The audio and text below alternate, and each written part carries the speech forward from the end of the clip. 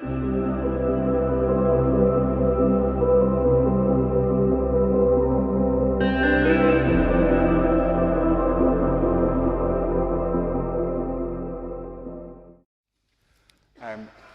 can I pray for you as we begin? Please do. Father God, thank you for allowing us to gather together. Lord, we pray that as Ricky shares something of his story with us tonight, that we would hear you speaking. And even if it's just one thing that you say, we ask that you would help us to hear it and hold on to it. Lord, speak to us tonight. Amen. Amen. So, Ricky, I see you've got a few pages of notes.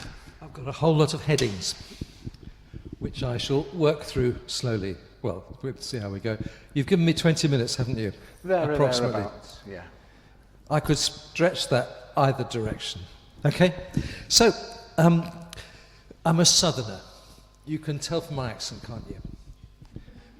I spent I haven't picked up much of a Scouse accent, have I? No. I mean, I live in Fazakerley. That's about as near as I can be. And I can say chicken. Wow. But would you believe that my mother was a sort of, what do you call people who were born in Birkenhead? They're not proper Scousers, are they? They live in Birkenhead. I don't want to be recorded as saying anything. They're what? No, they're not foreign. They're not woolly-backs. They're something Scousers. What do you say of people? They're what? Yes, plasty spouses. Anyway, my mum was born in Birkenhead. And so my roots are round here.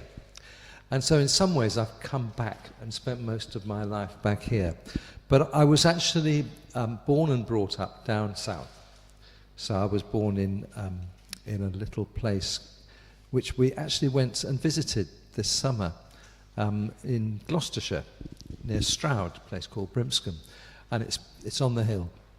And I am the seventh of 8 children.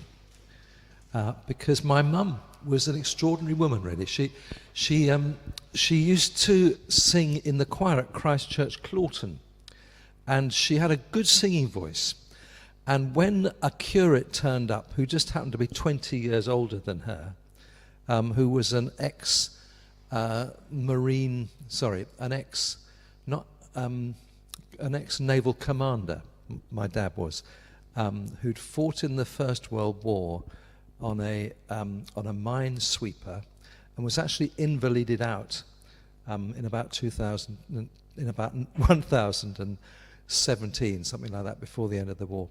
Anyway, he, after the war, after he'd recuperated, then trained as a vicar, and he came to serve his curacy in Birkenhead.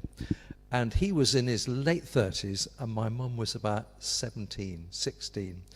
And she sang so loudly in the choir that he noticed her. And she set her heart on him.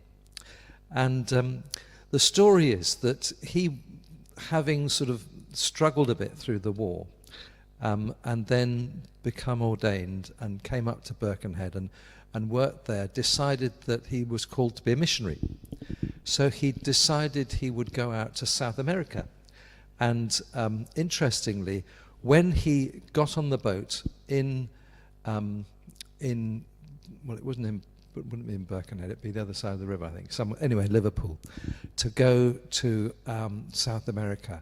My mum was fairly distraught, but she sort of kept the hope going that something might happen. She was only 18 when he went, and this was in 1928. And I've still got a newspaper cutting of the sort of final service that he had. And they sent him off with a present to the jungles of South America. And he was a musician. There's been sort of music in my family. And they gave him a musical instrument called a dulcitone, which is a very rare musical instrument, but it's like an accordion or one of these sort of, it's on legs. The legs fold up. It's just a box, but inside it's got tuning forks, so it doesn't go out of tune at all. And they gave him this, and the newspaper cutting records that he and the vicar of the church in Christchurch, sang duets together as a sort of way of him saying goodbye. So he then got on the boat and went off to South America. And 2 years later, I think it was something like that, he kept writing to my mum, and he actually proposed to her from South America, and she agreed to marry him, and it was all announced, so they got engaged. And then he went missing in the jungle, and the Telegraph recorded that he'd died, that he'd been, lost, nobody knew where he was. He'd disappeared off into the jungle with his dulcet tone on his donkey and whatever it was.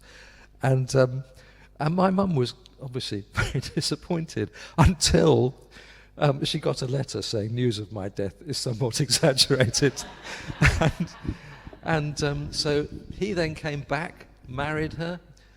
He'd been out there 5 years, and then she went out as a missionary with him to the Chaco in South America, and she was 20 years younger than him. But they were very, very happy. They had 3 children out in South America, my oldest 2 sisters and my oldest brother, who's in his 80s now. And interestingly, because he was born in South America during the Argentine War, he got call-up papers to go and fight for Argentina. Fortunately, he managed to wriggle out of that. But they came home after 10 years because I think, although my mother had trained as a nurse, she was worried about the children's health, because where they were, there were very bad eye infections. And my oldest 3 brothers and sisters struggled a bit with their health and their eyes. So she brought them back, and he then became a vicar in Brimscombe, near Stroud, which is where the other 5 children were born during and after the war.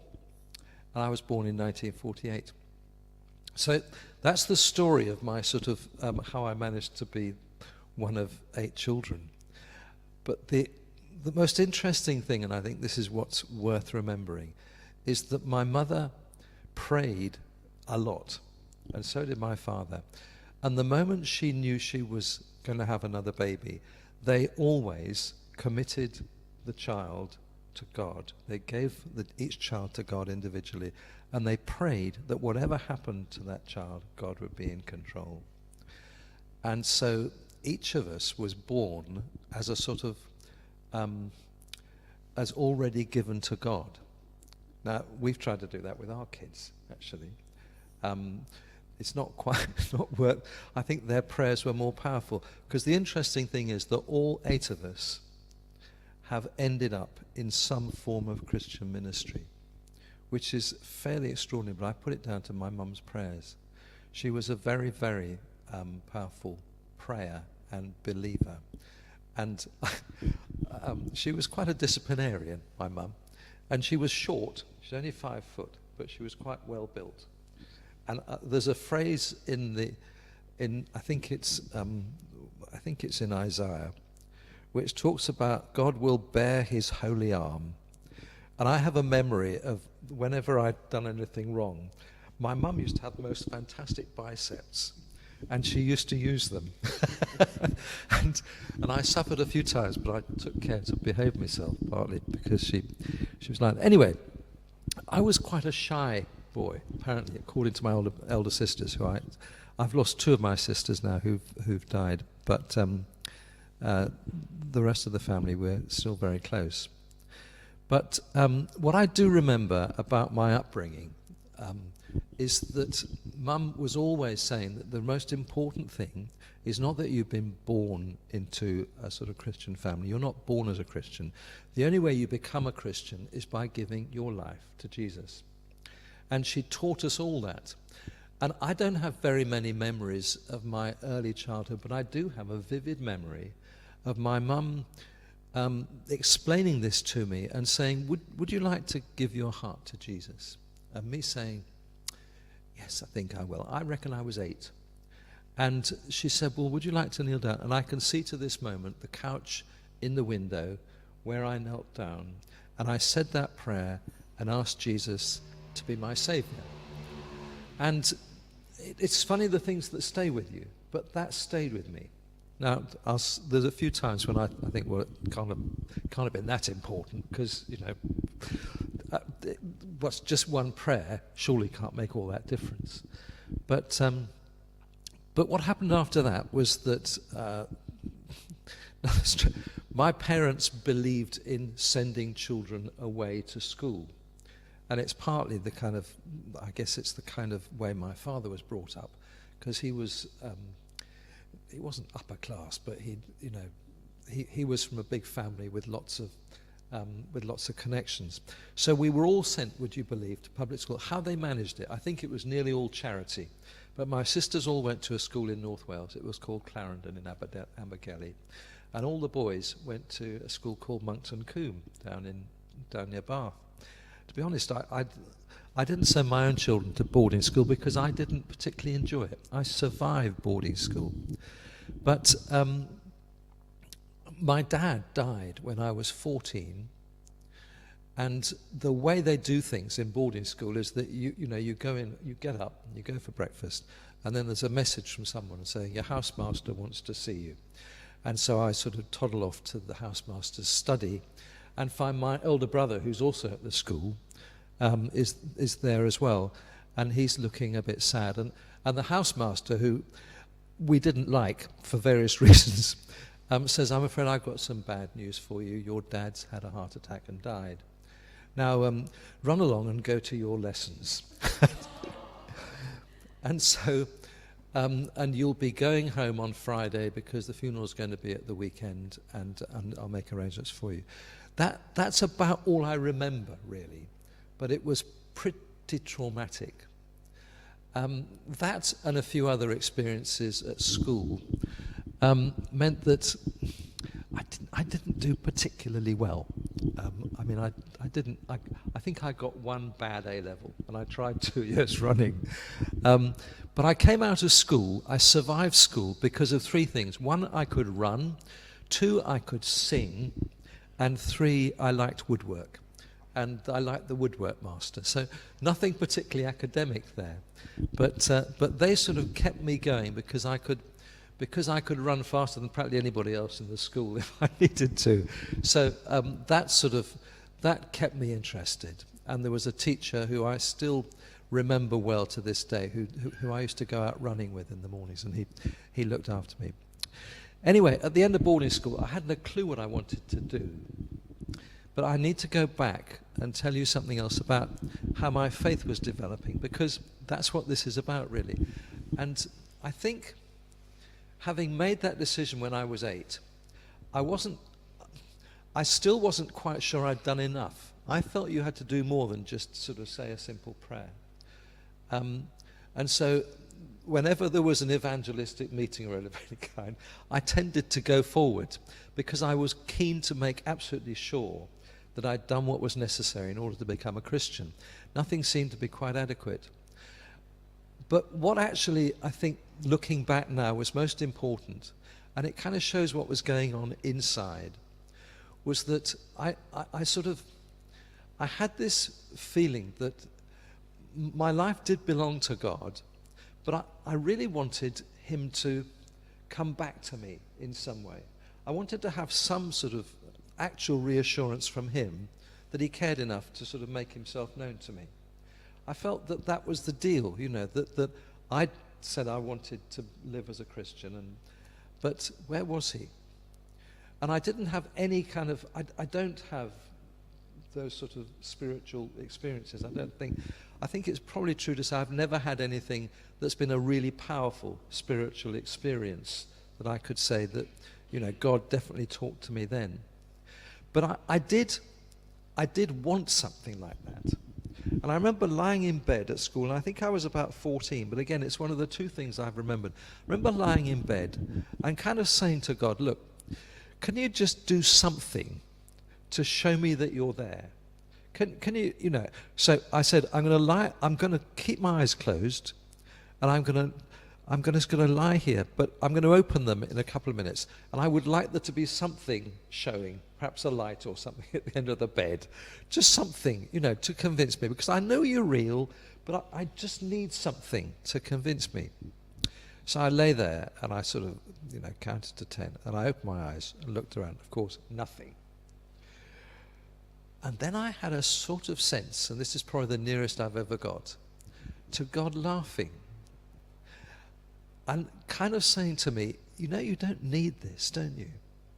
You really don't need it, because I'm here and I'll be with you. And as a result of that, I remember myself praying, and it's to do with the song that I've chosen for tonight, I Will Offer Up My Life. I prayed, and it stayed with me, and it's been the most important thing, I think, in my life. I prayed, Lord, you know what's ahead of me, and you know that I'm going to, go off here, there, and everywhere. Whatever happens, I want your will and purpose for my life to be what happens. Whatever else happens, I want it to be your path, your plan for my life. Because I know whatever I want to do, it'll probably go wrong. So please will you ensure that, that you make it happen. And I just sort of prayed that, and then kind of forgot about, I just went ahead. So my dad was a vicar. I think, if I said that, did I mention that? And when about that time, before he died, I'd said, Daddy, I'd like to be a vicar like you. And having said that, Mummy picked it up, Mother picked it up, and my brothers and sisters sort of said, oh, Ricky's going to be the vicar, the seventh son in the family, that's the sort of what people do. And I, having decided that, and then my dad died, I really went off the idea. Because actually I was quite shy. I didn't particularly like getting up in front of people and talking, and I never felt I had very much to say. So I went right off the idea, and when I got to the end of school, I didn't have a clue what to do. And in the end, right at the last minute, I opted to go to teacher training college, because I thought, well, if I can't do anything else, teach. So I enrolled in Worcester Teacher Training College, and I spent 3 years there. And then after that, I got a job down in Chatham, in Rochester Diocese, and taught in a school there for a year. During that year, I think it became very clear to me that that original feeling that I ought to be ordained and be like my dad sort of came back to me. And I spoke to one or two, my chaplain from school and a couple of other people who I knew well, and they said, yes, we think you should explore it. So I went to the vicar of the church I was going to in Chatham. It's called a church called St. Mark's Gillingham, which is a big church with lots going on. And the vicar was a really nice guy. And he sort of put me forward with the result that I was accepted for training, but because I was only a couple of years out of college, and because I'd not really been very active in any churches, because I'd sort of moved around and been at boarding school, I was given this accepted, but not yet. So you've got to wait a couple of years. So I went off and taught down in Boscombe in Bournemouth, where my sister and brother-in-law happened to be living, and he was a vicar too, so there's been a few in the family. And it was there that I met my wife, Jane, and sort of everything kind of rolled from there. So I taught for 3 years, and then went to college in London, and then to Manchester. Now, it's just interesting that today, quite by chance, after the service this morning, Jane and I went over to Holy Trinity Platt in Manchester, which is where I serve my curacy.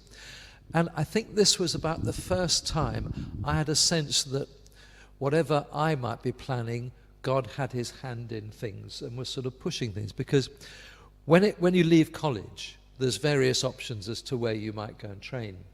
And as usual, I had no clue where I particularly wanted to go. But my doctrine tutor at college, who for some reason had kind of taken a shine to me, and I don't know to this day why, he said, he came to see me about 6 months before college finished and said, have you decided where you're going? And I said, I'm looking in various places. And he said, well, don't go for any of those because I've got something in mind for you. And he said, well, I'm going to leave college. I'm going to become the vicar at Holy Trinity Platt. And if you're willing, I'd like you to come up as my curate.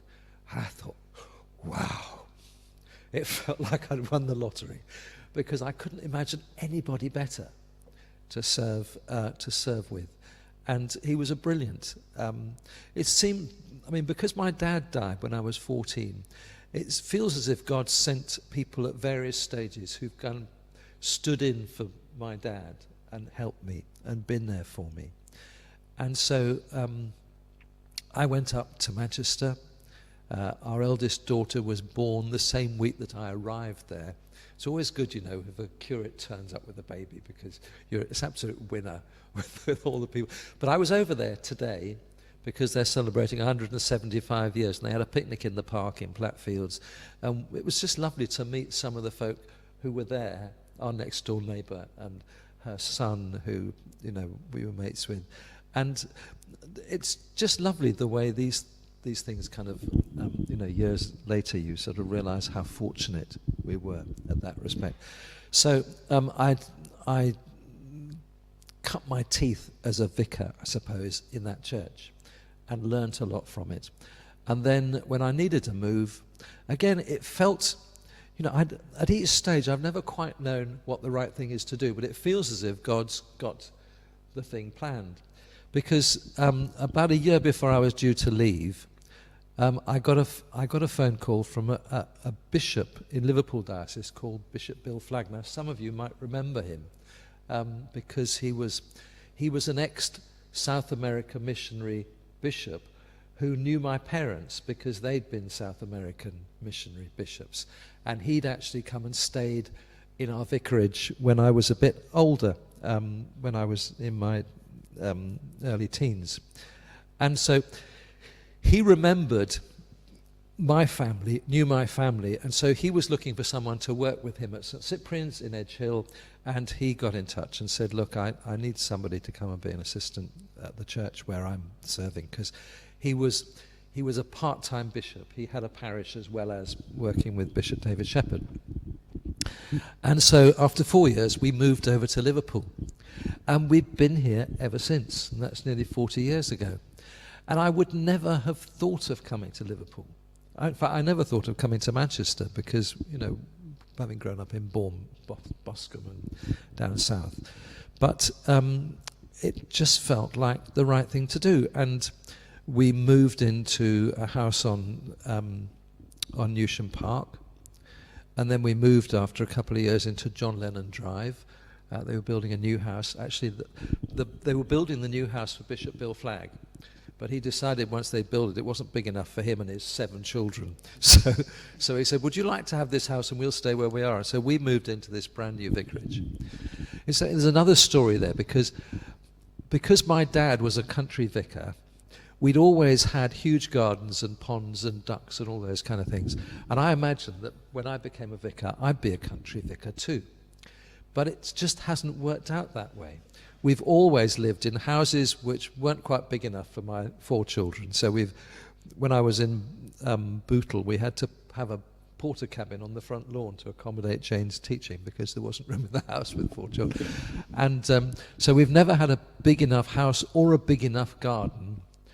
But we did, when we were on John Lennon Drive, have a duck pond. And we had ducks.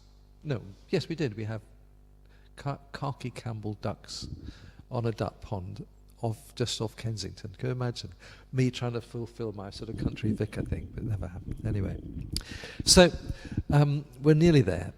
But my theme, which I'll come back to in the end, is this idea of God having it planned out. Because when I look ahead, I have no clue really where we're going. But I just have this confidence that God's got it in hand, even when things get really difficult, as they have done. I mean, I've had to do some really difficult things in the course of my ministry. When I moved from St Sips, we went to Clubmore. When I was at Clubmore, we had some really difficult stuff to deal with, and I thought my ministry was ended for a while there. I really struggled with it, partly with relationships with different people in the church. But somehow God led us through. And so I was for 11 years at St Andrew's Clubmore. and really, really learned a lot from that parish and grew there. And a lot of stuff changed while I was there. Some of it, I think, for the good. But it was a learning experience for me. And then I remember having worked there for a while. There's a chap called Chris Tyne. Chris, not Chris Tyne. I forget. Oh gosh, Chris Quine. Someone remember Chris Quine? He went to Formby from Clubmoor, but he'd been a previous vicar at Clubmoor. And I was looking around for another job, and you probably know that in those days there was an assistant bishop called, we used to call him Basher, but his real name was, I can't remember, Bishop Michael Henshaw, that's right. Michael Henshaw used to move clergy around like pieces on a chessboard. So when I decided that it was time to move, I said to Michael, I'm thinking about going to this parish. And he said, no. I'd like you to go to this one, you see, which was a parish in Bootle. And I remember Chris Tyne saying to me at the time, don't, for heaven's sake, go to Bootle. That's a dead end. You'll never get anywhere if you go to Bootle. I'll be leaving Formby in a while. He said, that might be quite a nice job. But this idea that there's sort of nice jobs and not such nice jobs in the church, which I've never, ever contributed to. So it kind of wound me up when he said that. So I'm blooming well going to Bootle if it kills me. So we went to Bootle, and it was challenging. It was difficult. Like here, the church was pretty shot, as I was saying, because I was there last week, because we were doing a stained glass window there. And as I said, my two great achievements were at Bootle were that I managed to pull down the church and get it completely demolished. And I also succeeded in changing the name of the parish from Litherland to Orrell Hay, because that's what the original Tim Mission had been called. And it's very difficult to change the name of a church. The Queen has to sign it off. But we managed to do that. Anyway, after a couple of years there, the area dean bit came up. You remember this, Andrew, don't you? And who was it? Chris Jones, that's right. The old memories begin to fade. Chris Jones left, and there was a sort of argument. I still think to this day it should have been Andrew. But anyway, for some reason, I ended up becoming the area dean, which again, I'd never thought. It was never in my plan to do anything other than just be a vicar. And I was sort of learning on the job. And anyway, I became area dean.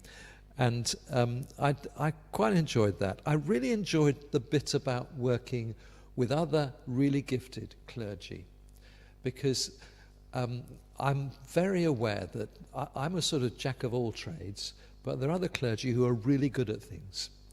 And the thing I'm really good at is being moderately good at more or less everything. I think that's my analysis anyway. But after a bit of being area dean, the archdeacon's job came up, and this isn't, one of the people in the diocese said, we'd like to put your name forward for this, and I said, no, thank you very much. I'm not the least bit interested. And I said, I'm happy being area dean. This was never in the plan. So that went away for a bit, and then I got a letter from the bishop saying, this is Bishop James Jones, saying, we seriously think you ought to consider this. Will you come and see me? So I went and talked to the bishop, and he said, well, I think you should try it. Now, in my mind, because in those days archdeacons had to be in a parish, there wasn't a lot of choice for archdeacon material, because it was people who, he needed an area dean, he needed somebody who was evangelical, because the other one, Peter Bradley, was sort of more high church. So it was a fairly small pond to fish from. But clearly he had his eyes set on me doing it. So I went away and prayed about it and thought, well, Lord, again, if this is what you've got mapped out for me, then perhaps it'll work. But I was terrified, to be honest. I wasn't sure at all whether I'd be able to do it. And I said that to him. I said, I don't want to let you down. And he said, well, do you want to try it for a bit? Do you want to try acting it for a bit? And I said, well, I can't really see that working, because, I said, if I'm going to do it, I'll give it a whirl. And so, anyway, I did a sort of interview for it. It was a bit of an apology for an interview, really, but they asked some quite tough questions, like Bishop David Jennings. What did he? Oh, yes, he said, "What's your diary like?" And I said, "Well, it's sort of moderately good." And he said, "Do you live by it?" And I said, "Not exactly." He said, "Well, you'll probably need to." And then I asked him a question. I said, I thought it was rather clever, this, because the role description said for Archdeacon to see the spiritual side in a lot of the work, the sort of practical work. And I said, what does that really mean? How can you do spiritual sort of, church building and stuff like that? And he came back and said, well, if you look at cleaning drains enables the water to flow through so that things are actually working properly, then the spiritual side of being an archdeacon is to clear the way for God's work to happen properly. And I thought that's a pretty good answer, really. So clearing drains became my job, not exactly. So I've got there, really. I spent 15 years as archdeacon, and some of the most enjoyable parts of that were working with fascinating and very gifted clergy and helping them to find the right place to minister, and then supporting them in that. And that is very practical stuff. It's sort of clearing stuff out of the way. And appointing Helen here was one of the most exciting things. But lots of other, I suppose the real joy of it was sometimes I'd make a phone call, because it fell to me sometimes to ring somebody up, either in the diocese or somebody whose name had come up for sort of, consideration for a post. And you'd ring up and you'd say, "It's the Archdeacon of Liverpool here. Just wonder if we could talk about a job that you might be interested in." And we'd talk about it for a bit. And I'd put the phone down after 10 minutes. And I'd think, wow, that is such a privilege, because I think, you just know that phone call had set in motion something that was going to change the life of some individual. They were going to move across the country. They're going to settle in a new place. They're going to become part of a new congregation.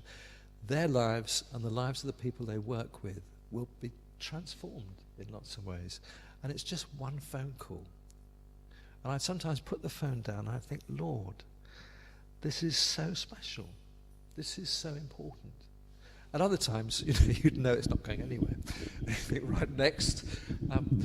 But that, and also the business, the sticky business, which is the other thing I questioned about, which is the whole business of buildings and how important they are. I was just talking to Tracy earlier about, the fact that she went into one church and didn't feel the welcome was exactly as it might have been, didn't feel comfortable.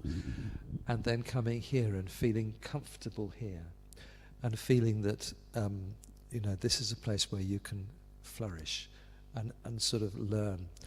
And it's not the buildings, it's the people. And people inhabiting buildings. Now, there are buildings which are special, like cathedrals, and yes, they've got space, and it can be a holy place, and it can, it can help people, just like nature can help people. Some people just being on top of a mountain. I've got a favourite place in Wales, on top of a hill just by Aberdaron, which is just special, and we go there practically every year. We climb this hill, and last time we were there, it was complete mist. You couldn't see anything. But we've got there, analogue, we're here again. And cathedrals and other churches can be like that. But in the end, what we need is the church, which is people, and being able to be nourished by that fellowship, that joining together. And being balancing buildings which are such a drag on people's work and life with the need for somewhere to meet and somewhere to be warm and welcoming is a really difficult one. And probably some of the hardest things I've done as Archdeacon is close churches and help people to see what the future might be beyond the church. So the first church I came to in Liverpool, which was St Cyprian's, I spent hours and hours, weeks and weeks working with different people about both closing it, and then once it was closed, trying to find a use for it, and once it was used, selling it off.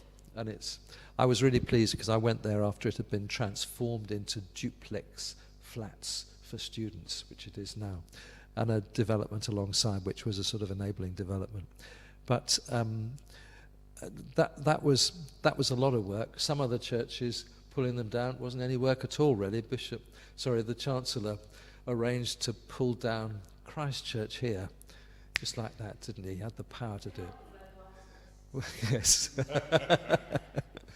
But probably in my time, probably while I was Archdeacon, I was involved in the closure of 15 to 20 churches, some of which are still happening around the diocese, which I worked out was nearly a fifth of the churches I was responsible for. And there are still some more which probably need to go that way. But I never saw it as closing down a church. It was always sorting out a building problem and enabling the church to move on and become what God wanted it to be. And so St Sips closed, but the resulting amalgamation of churches in Kensington has led to something I'm really proud of, which is All Saints, where Mike Coates and I'm not sure who's there now, right? Is doing a really good job in Kensington, and in Bootle now, where I pulled down the church at St John and St James, they've moved into an United Reformed Church, and that's become a really good place for them to worship. So both my sort of personal churches that I've been directly involved in, it's been a good story. It hasn't always been a good story elsewhere, but the timing, you can't necessarily judge things after a couple of years. You have to see what happens. So here it's been a 10-year ministry, and a little longer than that. 16 years, yeah. Time flies. Time flies, doesn't And it? it has done tonight, Ricky. Have we finished? Have I gone on far too long? You've got maybe 60 seconds, and then I want to give people some time around the tables. So my thing really is working to God's timetable and walking by faith that God has this plan mapped out for you. When I look back, I'm quite certain that somehow or other, and it wasn't me doing anything, somehow or other, God managed to make a lot of his plans for me work. I'm sure I missed some of them. I'm sure I went wrong turnings, but he made it work. But in other respects, I think he's got that plan for everybody. And what we've got to do is try and find out when he's sending us there. Is that all right? Brilliant. Ricky, it's such a joy to hear your story. We're going to break now for a few minutes. We're going to stop the recording, so when we come back and asking questions, it's a safe space.